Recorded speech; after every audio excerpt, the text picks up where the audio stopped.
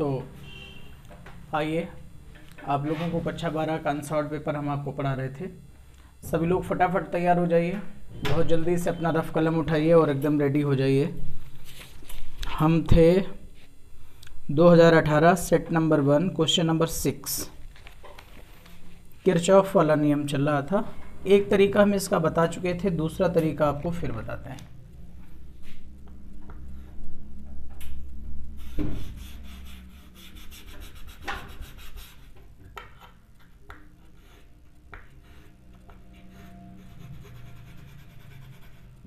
ये क्वाड्रिलेटरल बना हुआ था।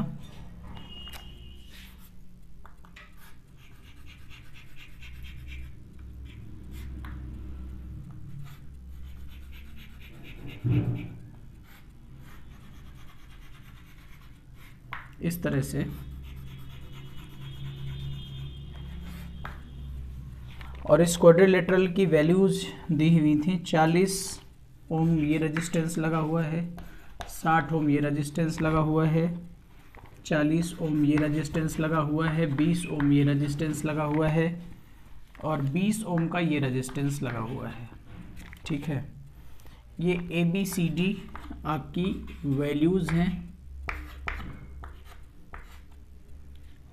और यहाँ पर एक बैटरी लगाई गई है जिसकी वोल्टता है 110 वोल्ट, है ना। हाँ, 110 वोल्ट। हमसे AC में वोल्टेज पूछ रहा है।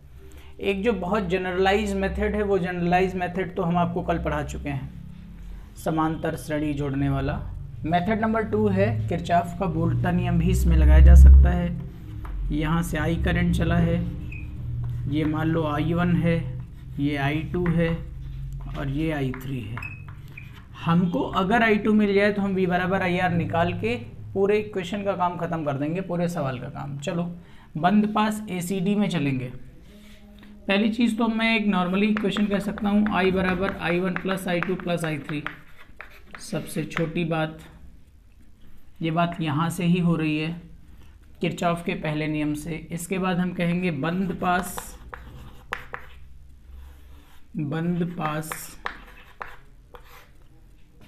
ACD में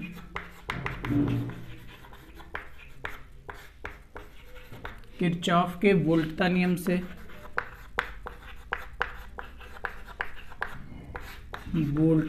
से लगाओ फटाफट वोल्टता नियम भाई। तो ये कहता है 40 I1 प्लस 20 I1 मतलब 60 I1 बराबर, ये कहता है 60 I2। सिंपली I1 बराबर I2। कल ध्यान करिए यहाँ का करंट 11/5 आया था। उस 11/5 को 2 बराबर भागों में बांट के 11/10 कर रहे थे। फिर यहाँ पे V बराबर IR लगा रहे थे। 60 गुणा 11/10, 0 से 0 कैंसिल और 66 वोल्ट आंसर आ रहा था। वही यहाँ पर भी देखो बराबर हो गया है, I1 बराबर I2। अब आ जाओ, इसमें हम यूज कर लेते हैं ACB में, और ACB में यूज करने के लिए यहाँ पर जो करंट आएगा वो I1 प्लस I2 आएगा और I1 बराबर I2 है। तो बंद पास ABC में, बंद पास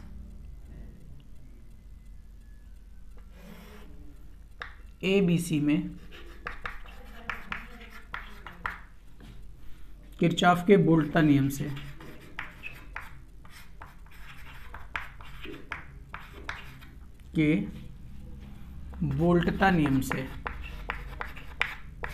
लगाओ बेटा जरा। तो यहाँ से आप लगाएंगे 40 I3 बराबर 60 I2 plus 20 into I1 plus I2 को आप I1 बराबर I2 जानते ही हैं, तो इसको 2I2 बना लीजिए। 20 दूनी 40 I2 हो जाएगा, या 2I2 लिख लीजिए इस तरह से। तो आ जाएगा 40 I3 बराबर 60 40 100 I2, ये कैंसिल हो जाएगा। 2I3 बराबर 5I2। इक्वेशन 2 मिल गई हैं। तीसरे इक्वेशन में सबका सबका इम्प्लीमेंटेशन कर दीजिए। तो I हमारे पास नहीं है, अच्छा, तो आई नहीं है तो फिर मत करिए, इसमें परेशानी ही होगी। बना लीजिए इक्वेशन, बना रहने दीजिए, कोई दिक्कत नहीं है। हम आगे और कुछ देख लेते हैं।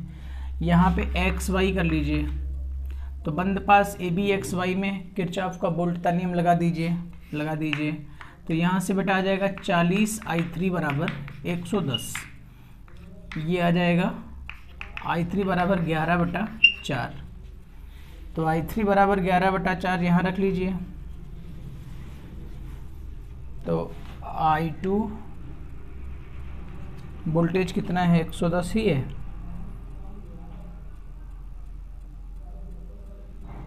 हम्म, 40I3, तो I3 बराबर आ जाएगा, I2 बराबर आ जाएगा 2/5 I3 11/4 बराबर I2, ये आ जाएगा I2 बराबर 11/10। कल वाला ही करंट आ गया, ठीक है। तो V बराबर, इसका पूछ रहा है V बराबर I2 इंटू R2 लगा दीजिएगा। I2 का मान है 11/10, R2 का मान है 60 ओम, कैंसिल हो जाएगा, आंसर आ जाएगा 66 वोल्ट। बना लीजिए सभी लोग। और मैं आपको बताऊं, इसको भी यूज करने के, हाँ ठीक है, इसको यूज करके ही आएगा, ज़्यादा ठीक रहेगा। तो इस तरह से बन गया।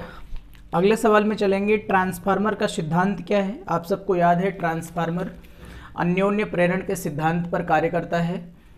एक अपचायी ट्रांसफार्मर संचरण लाइन वोल्टेज को 1100 से 110 बनाता है। आप जानते हैं जो वोल्टेज को डाउन करता है उसे अपचायी ट्रांसफार्मर कहते हैं, जो वोल्टेज को हाई करता है उसे उच्चायी ट्रांसफार्मर कहते हैं। अपचायी ट्रांसफार्मर का सवाल हमारे पास आया है, उसे हम सॉल्व करेंगे।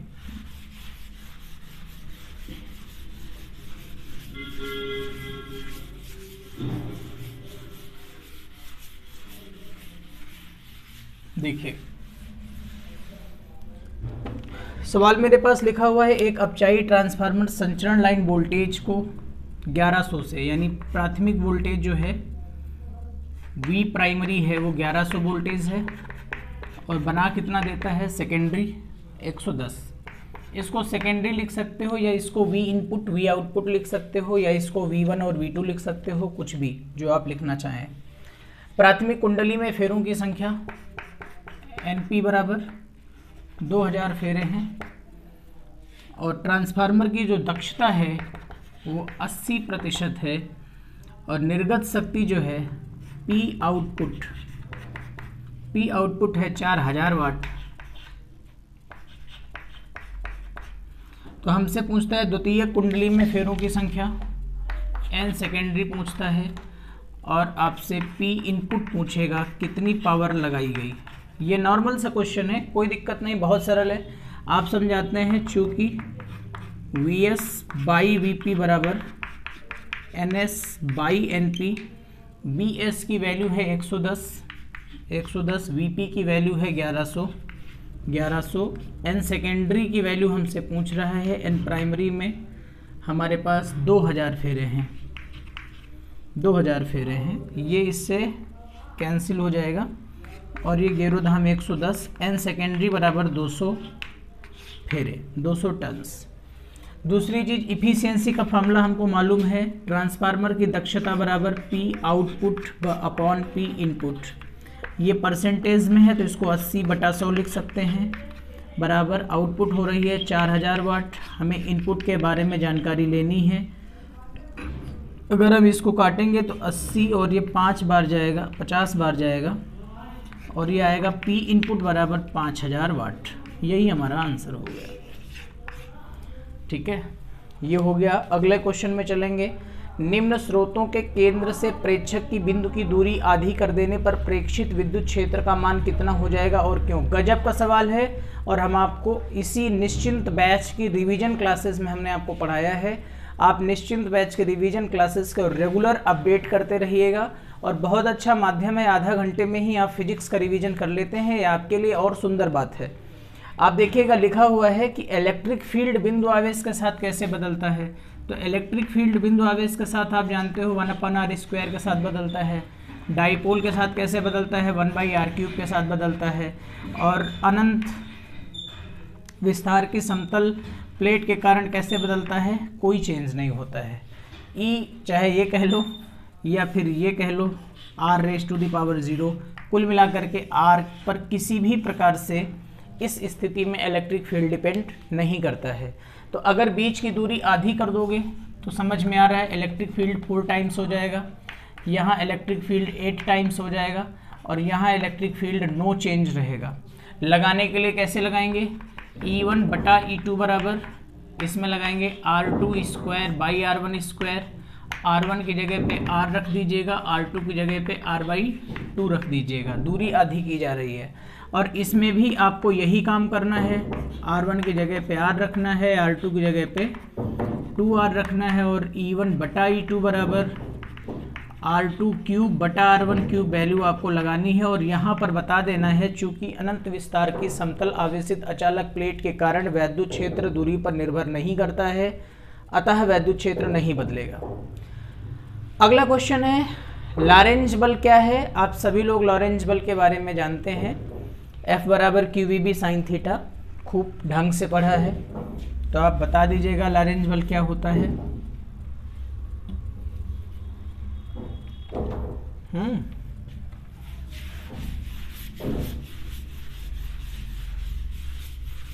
अब हम आगे चलेंगे।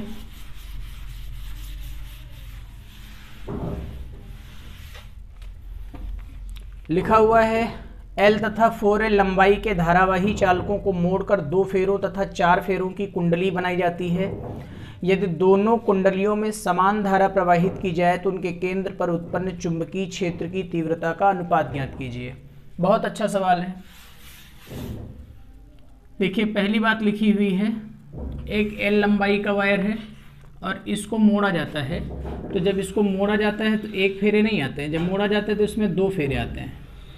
यानी इसकी जो परिधि है उसकी परिधि का 2 गुना, इसकी परिधि का 2 गुना n × 2πr बराबर L होना चाहिए। ठीक है, ये रेडियस r1 मान लीजिए और ये 2 फेरे दिया ही हुआ है तो r1 बराबर आ जाएगा L/4π। आ जाएगा नहीं आ जाएगा, क्योंकि n कितना है इसमें, n इसमें दिया है 2। अब थोड़ा सा समझिए, कुंडली के केंद्र पर उत्पन्न चुंबकीय क्षेत्र, कुंडली के केंद्र पर उत्पन्न चुंबकीय क्षेत्र, आप बताएंगे कुंडली के केंद्र पर उत्पन्न चुंबकीय क्षेत्र B1 बराबर μ0/2, करंट सब में शायद सेम जा रहा है, समान धारा प्रवाहित की जाए बटा R1। तो फिलहाल हम R1 ही लिख लेंगे, बाद में देखा जाएगा। दूसरे के लिए आ जाइए। दूसरा इससे 4 गुना लंबा है बेटा, 4L लंबाई है। चलो हम ये लंबाई 4L मान लेते हैं। इसे भी मोड़ा जाता है,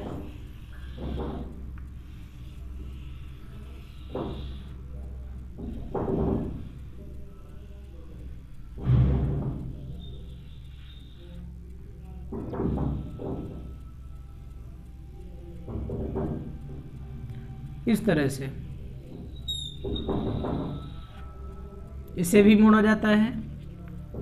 ये स्मॉल r है और 4 × मान लीजिए रेडियस r2 है तो इसे लिख सकते हैं 2πr2 और ये पूरी यही लेंथ लपेटी जा रही है तो हम कह सकते हैं 4L बराबर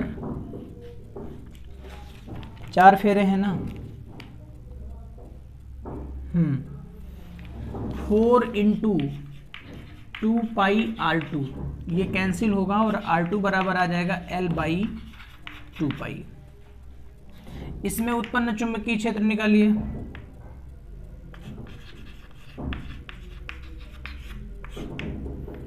कुंडली के केंद्र पर उत्पन्न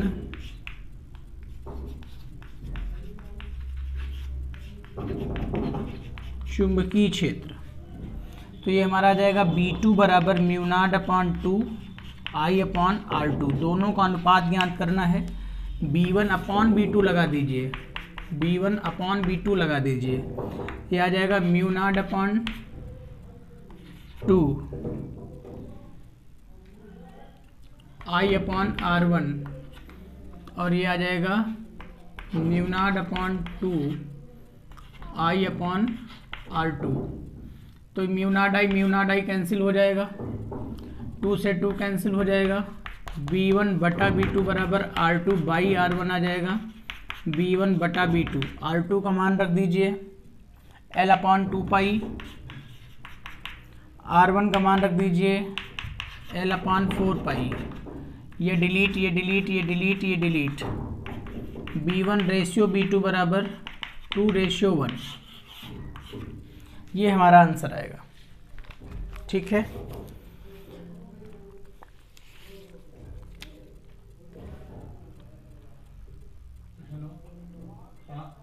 सवाल नंबर 6 का जो है अथवा पार्ट हम देख लेते हैं। 7 का अथवा, 7 का अथवा है, इन्होंने 1:1 दे रखा है। बेटा 1:1 तो नहीं आएगा, एक बार कैलकुलेशन आप चेक कर लेना। अगर 1:1 आए तो मेरे हिसाब से ये जो लेंथ है ये लेंथ 2L होगी। अगर ये लेंथ 2L कर दी जाए तो यहाँ से 2 से 2 कैंसिल होगा और 4 बच जाएगा। देख लेना, बुक में शायद एग्जाम्पल दिया ही हो, तो मेरे हिसाब से यही आंसर आएगा।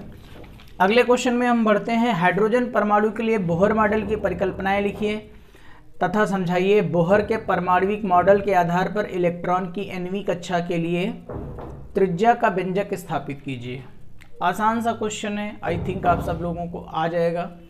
मैं थोड़ा सा डेरिवेशन का हिंट दे देता हूँ, और हाइड्रोजन से संबंधित, हाइड्रोजन परमाणु से संबंधित जो बोहर की परिकल्पना है वो आप खुद पढ़ लीजिएगा।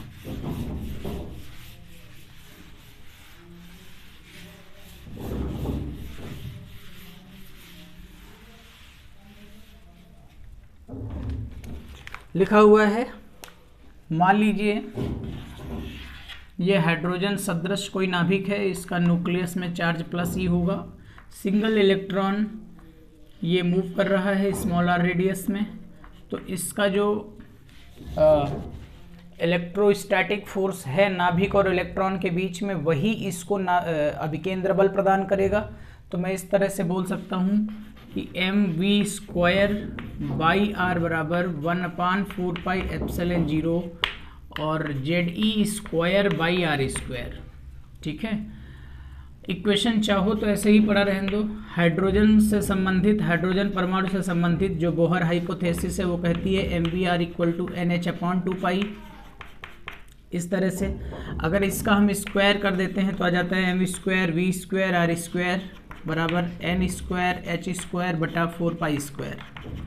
अगर हम इन दोनों इक्वेशंस को भाग लगा देते हैं तो ये आता है mv² बटा r into m² v² r² बराबर, इधर आता है Ze² by 4πε0 r² into n² h² into 4π²। ठीक है, तो यहाँ से हम देख रहे हैं r² से r² कैंसिल हो जा रहा है, m से एक m कैंसिल हो जा रहा है, v² से पूरा v खत्म हो जा रहा है, तो ये बचता है 1/mr बराबर, यहाँ पे 4 से 4 खत्म हो जाता है, एक पाई से पाई खत्म हो जाता है, तो यहाँ बचता है πZd² बाई n² h² ε0। हमें r कैलकुलेट करना है तो r को उधर भेज देंगे, बाकी ये वैल्यू इधर आ जाएगी, तो आ जाएगा r बराबर n² h² साइलेंस नॉट बटा πmZd², πmZd²। ठीक है, फॉर हाइड्रोजन एटम, चूँकि अगर उसने स्पेशली हाइड्रोजन की बात करी है तो इसका जो एटॉमिक नंबर है वो 1 हो जाएगा, Z बराबर 1, इसलिए R बराबर n² h² ε0 बटा πmZd², πmZd²। इस तरह से बना लीजिएगा आप सभी लोग। अगला क्वेश्चन है, प्रकाश के प्रकीर्णन से आप क्या समझते हैं? वायुमंडल में उपस्थित अतिसूक्ष्म धूल, धुएं इत्यादि के कणों के माध्यम से प्रकाश का अवशोषित होकर पुनः विकिरित होने की घटना को हम प्रकाश का प्रकीर्णन कहते हैं। आपको याद होगा। रेले का प्रकीर्णन का प्रतिबंध लिखिए। रेले ने बताया था किसी प्रकीर्णक से प्रकीर्णित प्रकाश की तीव्रता उस पर आपतित प्रकाश की तरंगदैर्घ्य की चतुर्थ घात के व्युत्क्रमानुपाती होती है, बशर्ते प्रकीर्णक का आकार आपतित प्रकाश की तरंगदैर्घ्य की तुलना में बहुत कम हो। रेले का स्टेटमेंट कहता है I प्रोपोर्शनल टू 1/λ⁴, लेकिन जिस पार्टिकल से स्कैटरिंग हो रही है उस पार्टिकल का साइज आने वाले लैम्डा के साइज में बहुत छोटा होना चाहिए। अगर ये पार्टिकल्स बड़े बड़े हैं तो उनसे प्रकीर्णन की घटना नहीं हो पाएगी। रेले प्रकीर्णन से रमन प्रभाव द्वारा क्या भिन्नता प्रदर्शित की गई? बहुत अच्छी बात पूछ ली है। देखो, जैसे यहाँ पर न्यू फ्रीक्वेंसी की कोई लाइट आई तो रेले कहते हैं कि इससे जो प्रकाश निकलेगा वो भी न्यू फ्रीक्वेंसी का होगा। रेले कहते हैं कि इससे जो प्रकाश निकलेगा वो भी न्यू फ्रीक्वेंसी का होगा। लेकिन इसी जगह डॉक्टर चंद्रशेखर वेंकट रमन, हमारे भारतीय वैज्ञानिक, हमारे भारतीय विज्ञान का गौरव, वो ये बात कहते हैं कि जिस समय यहाँ पे न्यू फ्रीक्वेंसी की लाइट आएगी तो यहाँ से केवल न्यू फ्रीक्वेंसी की ही लाइट नहीं निकलेगी। यहाँ पर 3 संभावनाएं संभव हो जाएंगी। एक तो संभावना ये है कि इससे कम ऊर्जा की लाइट बाहर निकले, एक संभावना ये है कि यही ऊर्जा की लाइट बाहर निकले, एक संभावना ये है कि इससे ज़्यादा ऊर्जा की लाइट भी बाहर निकल सकती है। कैसे? मान लीजिए यहाँ पर न्यू फ्रीक्वेंसी की लाइट गिरी, अगर यहाँ के किसी पार्टिकल ने इस फोटान को अवशोषित कर लिया तो उसकी फ्रीक्वेंसी कम हो जाएगी क्योंकि एनर्जी कम हो जाएगी। ठीक है, हो सकता है कि कोई अवशोषण ना हो या ना कोई उत्सर्जन हो तो सेम फ्रीक्वेंसी निकलेगी। और ऐसा भी हो सकता है कि यहाँ पर न्यू गिरे और उसी कला में यहाँ पर कोई ऑलरेडी फोटान निकलने के लिए उत्सुक हो, कोई ऑलरेडी एनर्जी फोटान निकलने के लिए उत्सुक हो, तो दोनों फोटान आपस में ऐड हो जाएंगे तो ज़्यादा एनर्जी भी यहाँ से निकल सकती है कि नहीं। तो रेले बताते हैं कि केवल एक लाइन निकलती है, लेकिन रमन ये बताते हैं कि 3 लाइन संभव हैं। रेले ने जो बताया वो लाइन तो संभव है ही, वो तो ओरिजिनल हो गई, लेकिन एक उससे कम भी संभव है, एक उससे ज़्यादा भी संभव है। जो कम लाइन संभव है उसे हम स्टोक रेखा कहते हैं, जो न्यू फ्रीक्वेंसी है उसे हम रेले रेखा कहते हैं, और जो ज़्यादा फ्रीक्वेंसी से संबंधित उसे हम एंटी स्टोक लाइन कहते हैं। तो 3 लाइन हैं जिन्हें हम रमन प्रभाव के नाम से जानेंगे। रमन प्रभाव की ये व्याख्या है। कार्यफलन की परिभाषा दीजिए। आपतित प्रकाश फोटानों की वह न्यूनतम ऊर्जा जो किसी धातु के पृष्ठ से इलेक्ट्रॉनों का उत्सर्जन कर सकती है उसे हम कार्यफलन कहते हैं। एक पदार्थ के कैथोड से 6000 एंगस्ट्रॉम से अधिक तरंगदैर्घ्य की विद्युत चुंबकीय तरंगें फोटो इलेक्ट्रॉन उत्सर्जित नहीं करती हैं। मतलब ये लैम्डा नॉट है। चलिए देख लेते हैं।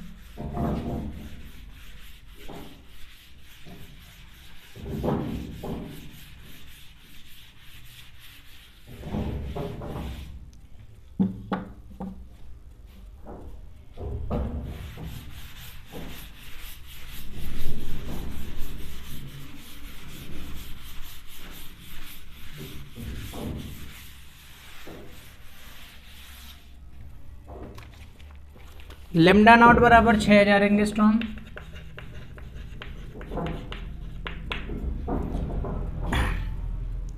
विद्युत चुंबकीय तरंगें फोटो इलेक्ट्रॉन उत्सर्जित नहीं करती। इस कैथोड पर 4000 एंगस्ट्रॉम का प्रकाश डाला जाता है। लैम्डा बराबर 4000 एंगस्ट्रॉम का प्रकाश डाला जाता है। उत्सर्जित फोटो इलेक्ट्रॉनों की अधिकतम गतिज ऊर्जा ज्ञात कीजिए। प्लांक नियतांक की वैल्यू इन्होंने दे रखी है 6.6 गुणा 10⁻⁻34 जूल सेकेंड। बहुत आसान क्वेश्चन है, चलेंगे। आइंस्टीन के प्रकाश वैद्युत समीकरण को यहाँ पे यूज करेंगे। आइंस्टीन का प्रकाश वैद्युत समीकरण क्या कहता है? उत्सर्जित इलेक्ट्रॉनों की, मैं इसी के आगे लिख देता हूं, उत्सर्जित इलेक्ट्रॉनों की अधिकतम गतिज ऊर्जा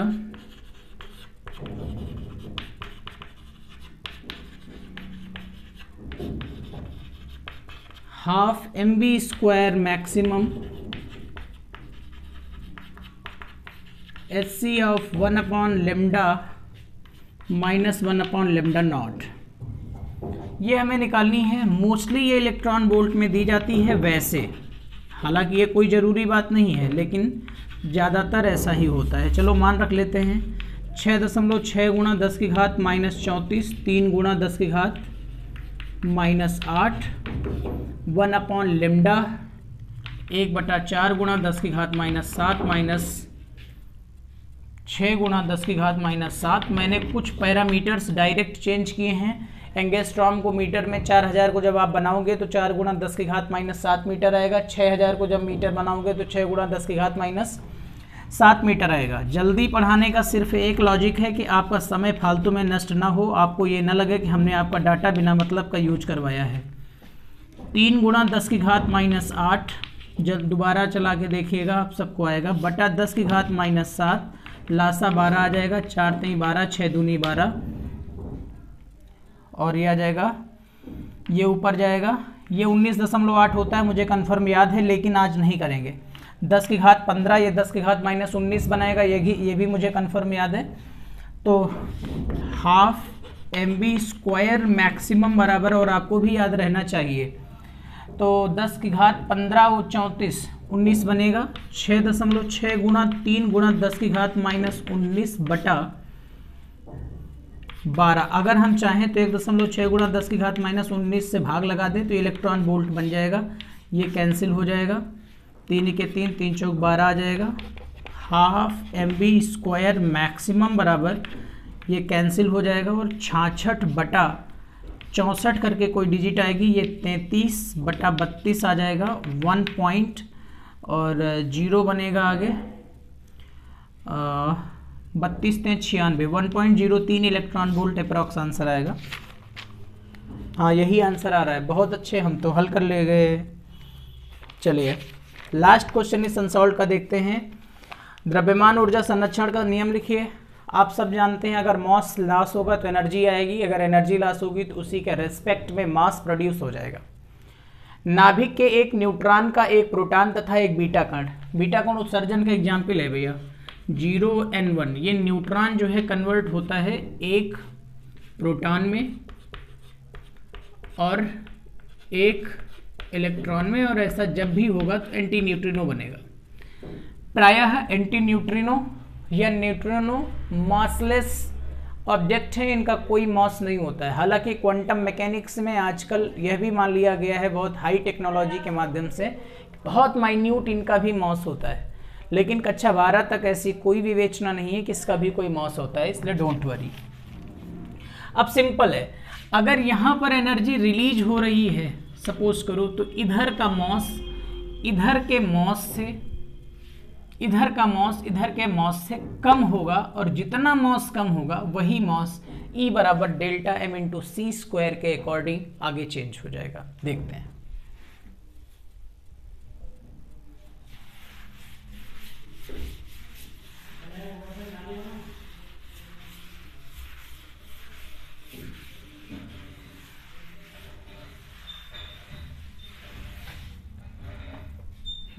देखिएगा लिखा हुआ है, इस प्रक्रिया में उत्पन्न ऊर्जा का मान मिलियन इलेक्ट्रॉन वोल्ट में ज्ञात कीजिए। न्यूट्रॉन, प्रोटॉन एवं इलेक्ट्रॉन के द्रव्यमान इन्होंने दे रखे हैं। मास ऑफ न्यूट्रॉन इन्होंने दे रखा है 1.6747 10 की घात -27 किलोग्राम, और प्रोटॉन का मास इन्होंने दे रखा है 1.6725 इंटू 10 की घात -27 किलोग्राम, और मास ऑफ इलेक्ट्रॉन इन्होंने दे रखा है 9.1 गुणा 10 की घात -31 किलोग्राम। ठीक है ना, तो आप ऐसे लिखेंगे मास ऑफ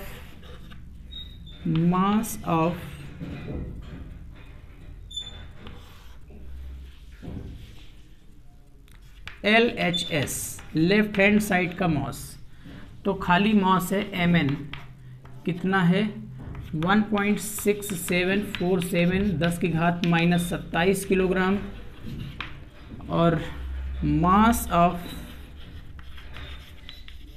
RHS ये दिया है m proton plus m neutron 1.6725 plus,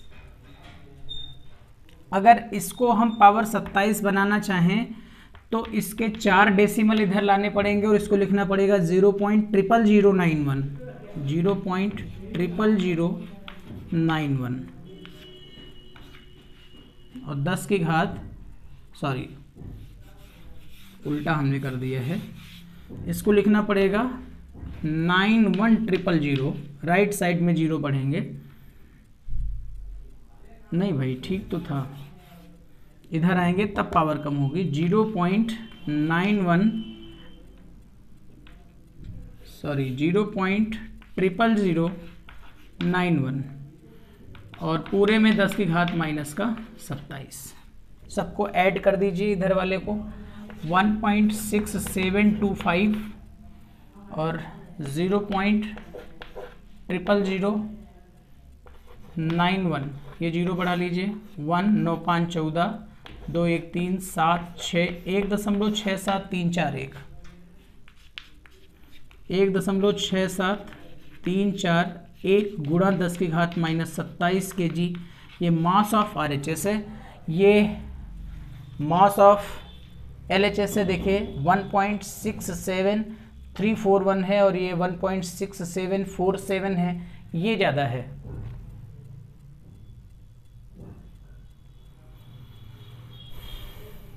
हम्म 1.6725 और 0.00091 को अगर हम इसमें ऐड करेंगे तो 0.00091 14 ये 3 आ जाएगा।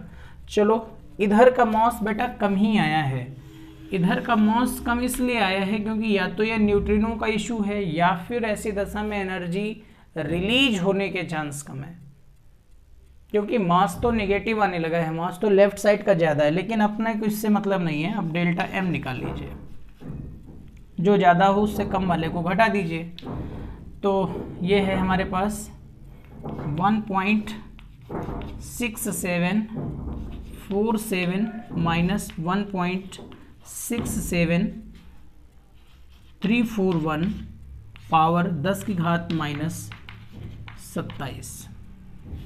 तो डेल्टा एम इसको भी हम घटाएंगे, देखेंगे क्या बचता है। ये 1.6747 1.67341 घटाना शुरू करेंगे।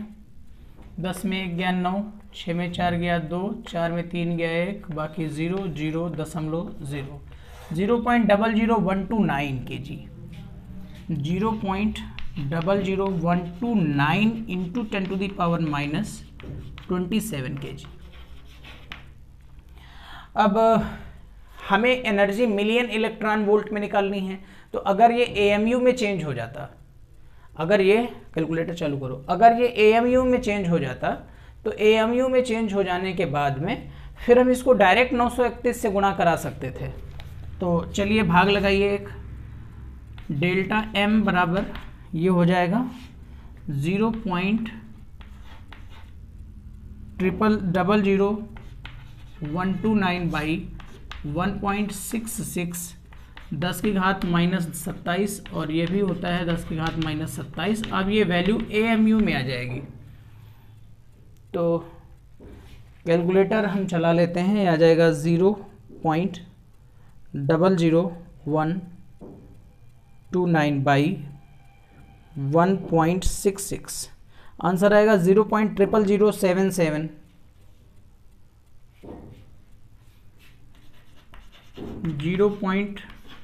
0.00077 क्या AMU। अब उत्पन्न ऊर्जा इन मिलियन इलेक्ट्रॉन वोल्ट, तो डेल्टा ई बराबर 0.000 फिर एक गुणा कराइए 7 गुणा 931 मिलियन इलेक्ट्रॉन वोल्ट। लाओ जरा